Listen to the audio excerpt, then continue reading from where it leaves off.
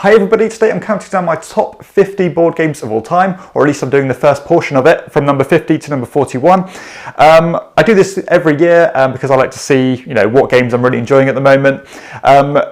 Funny enough, every year there seems to be a bunch of new games that come onto the list and I never expect them to, and this year there's 19 new ones out of my top 50, so quite a big percentage of new games on this list, which is quite interesting. And that's no slight on the previous list, it's just that when new games come out I tend to get excited about them and they push other things down.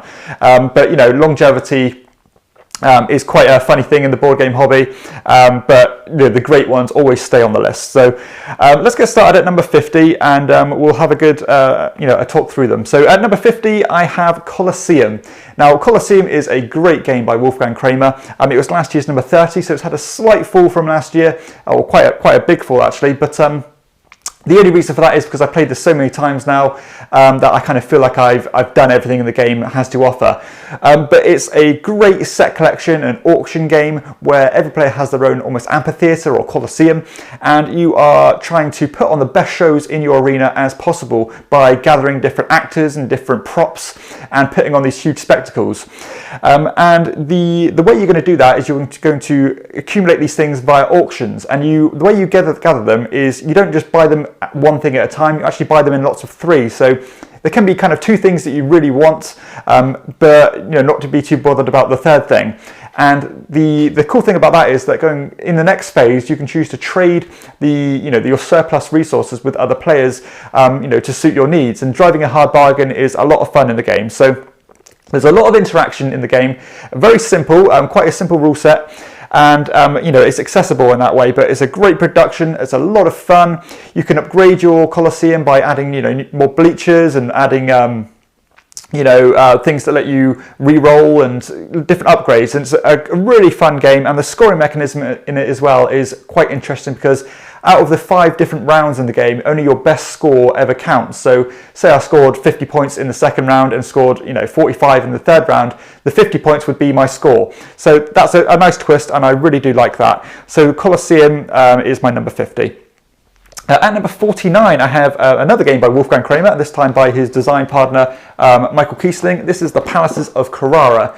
Now, the Palaces of Carrara is an ultra smooth and streamlined game where you are gathering this different marble, and all the marble comes in different qualities. So you've got your really, your less lucrative black marble, or your really, rare white marble. And every round that's going to kind of add onto this resource wheel, and you can either choose to buy it off that wheel or choose to wait until it gets cheaper and cheaper and cheaper. So there's this real kind of tension where you want to get the best resources at a good price, but you've got to be careful that your opponents aren't going to buy it before you do. So you can't leave it go too cheaply. And then once you have the marble that you need, you can buy buildings and add them to these different cities. The more quality the marble is, the more lucrative cities you can build in, which gives you better multipliers for scoring. And throughout the game, you can only ever score, I think it's 6 different things.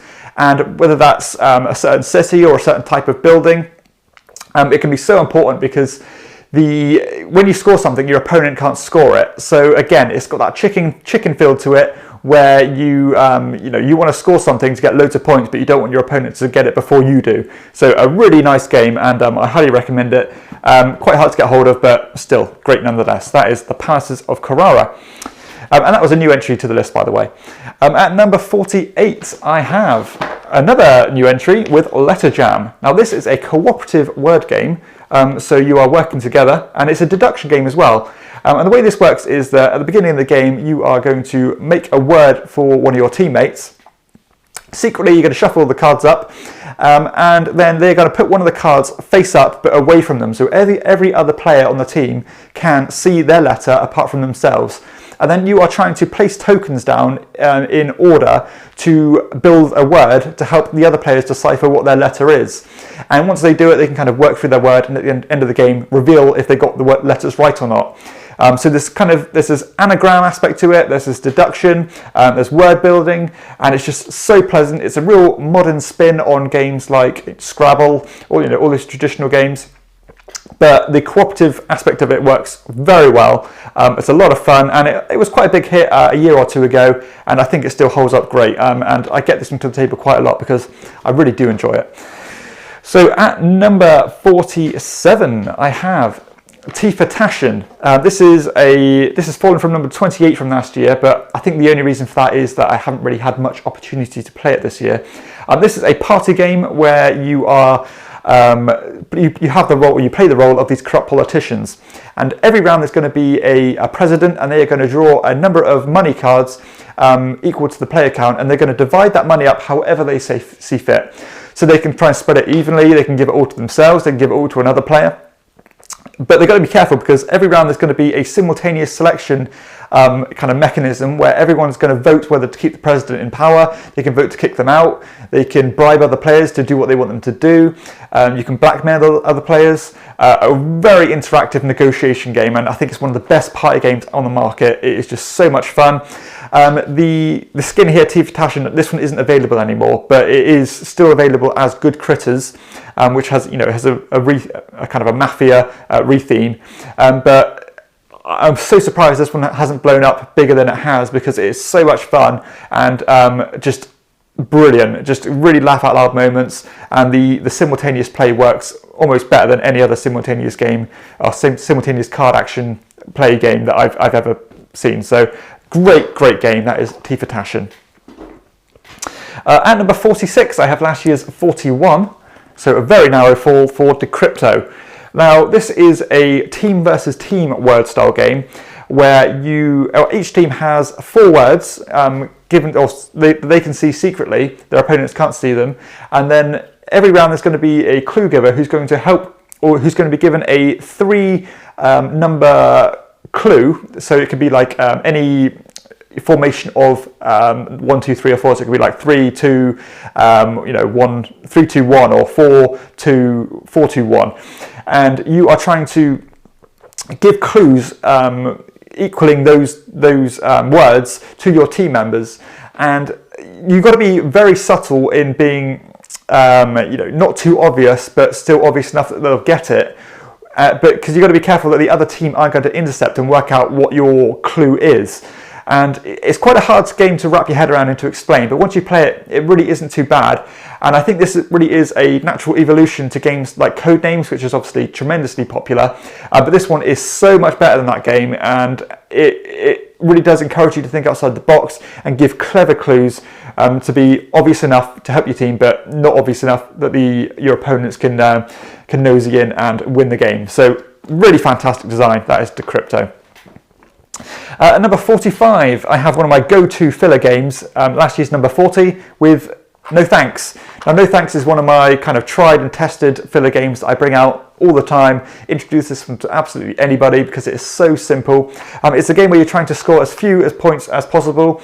Every game there's going to be every round there's going to be a card that comes out, either between, I think it's 3 and up to 35 or something, or 36.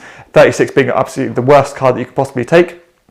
But at the beginning of the game, everyone is going to be giving a hand of tokens, and you can either choose to take the card in the middle as negative points, or you can choose to put a token on it, which means you're going to pass on taking that card, and it's going on to the next player who can make the same choice. So they can either take the card or put another token on it. But the interesting thing about it is that for every token that's put on it, you're going to be given a positive point, or you're going to be scoring a point better than you would. So as the game goes on, the more and more tokens are going to accumulate on the cards, and it's all about choosing when to bite the bullet and take that, and take all the tokens with it as well, which obviously not only improves your score, but also gives you more passing power going forward. There are also ways of getting around scoring as many points as you can by creating runs of cards, which you can use to your advantage. A very visceral game, a very smooth game, and one that's very easy to introduce to new players. One of my tried and tested go-to filler games, that is No Thanks. At number 44, I have Battle Line. Now this is had a very slight fall from number 38 from last year. This is a 2-player exclusive game from Rainer Knizia. It's basically a game of poker, but played over multiple different hands, and you're only playing 3 cards at a time to make those poker formations as well. So the game comes with, I think it's 6 different suits, and all those suits go from number 1 to 10. And the idea is that you have a hand of 7 cards, and on your turn you're going to play one of these cards to one of these 9 different flags, trying to build the best poker hands as you can. So the best you can get is, say, an 8, 9, and 10 of a certain colour, and then it might be 3 of the same number, or 3 of the same colour, or there are 3 consecutive numbers, and obviously one trumping the other. And it really is a game about spinning as many plates as you can and trying to keep your options open as much as you can.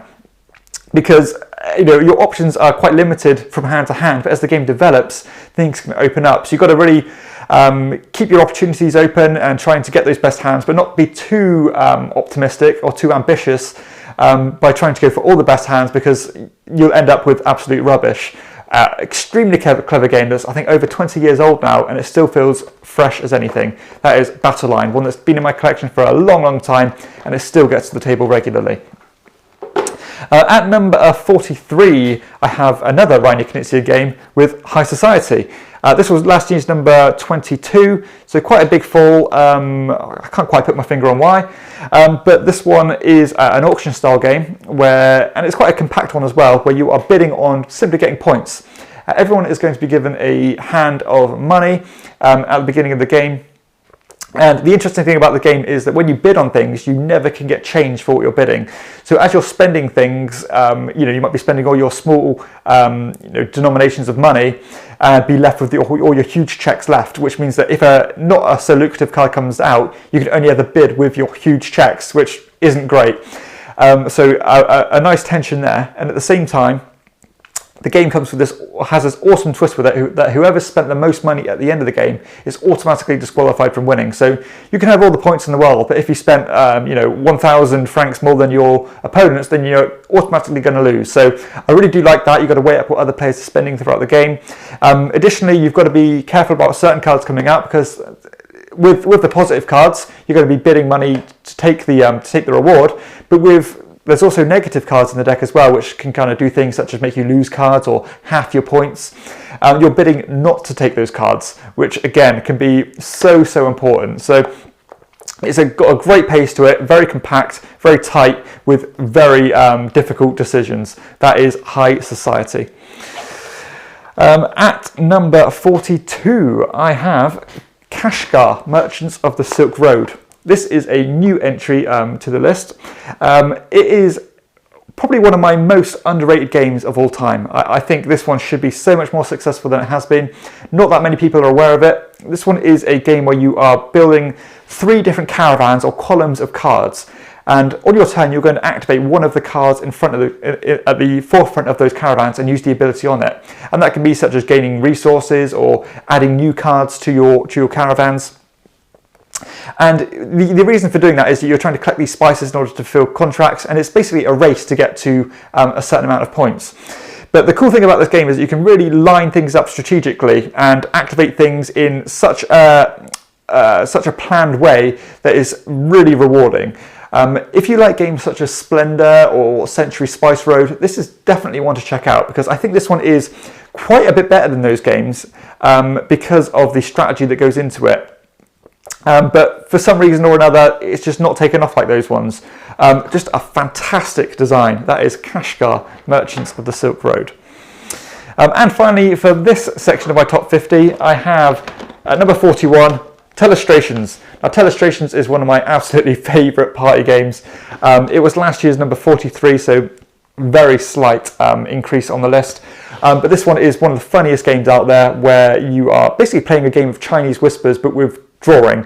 At the start of the game, you're going to either use a card or make up your own idea to draw something onto these dry erase boards.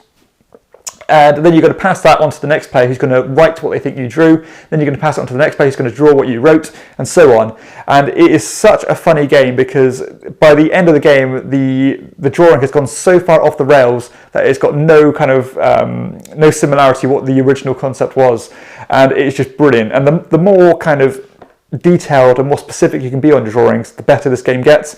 And funnily enough, players or people who are a bit more skeptical about these kind of games think that they need to be good at drawing to enjoy them. This one is the complete opposite.